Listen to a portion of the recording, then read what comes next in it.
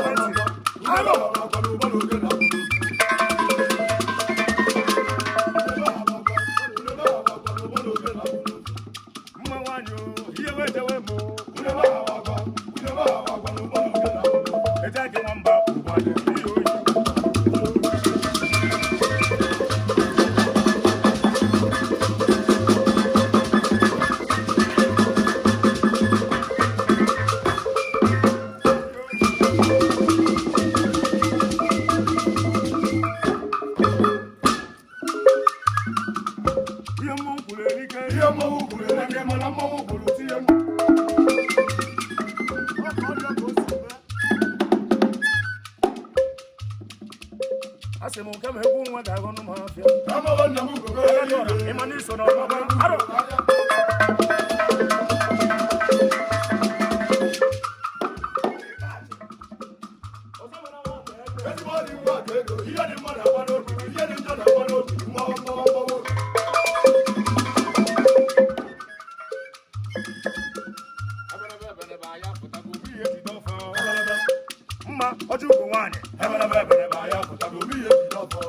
Happy birthday to you, long life and prosperity.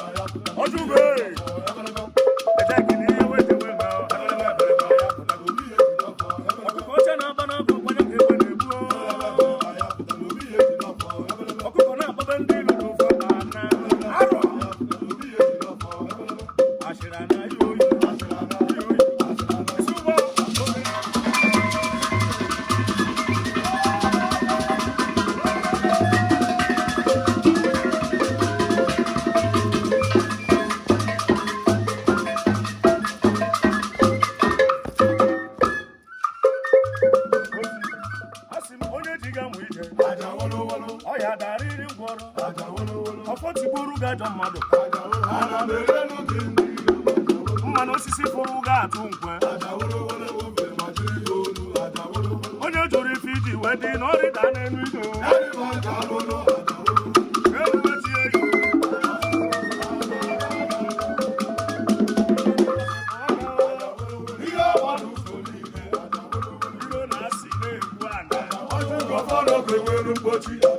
onye mana nwa nwaanyị ga-adị ndụ maka na ihe na-esi n'afọ abụ emebe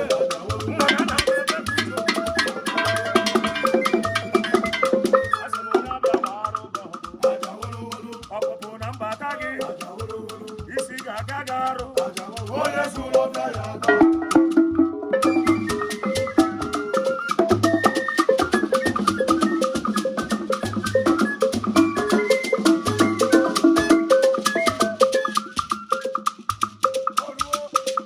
Ogene, Ogene, Igbo, nwamba, arụsị na-agbapụ ụgbọ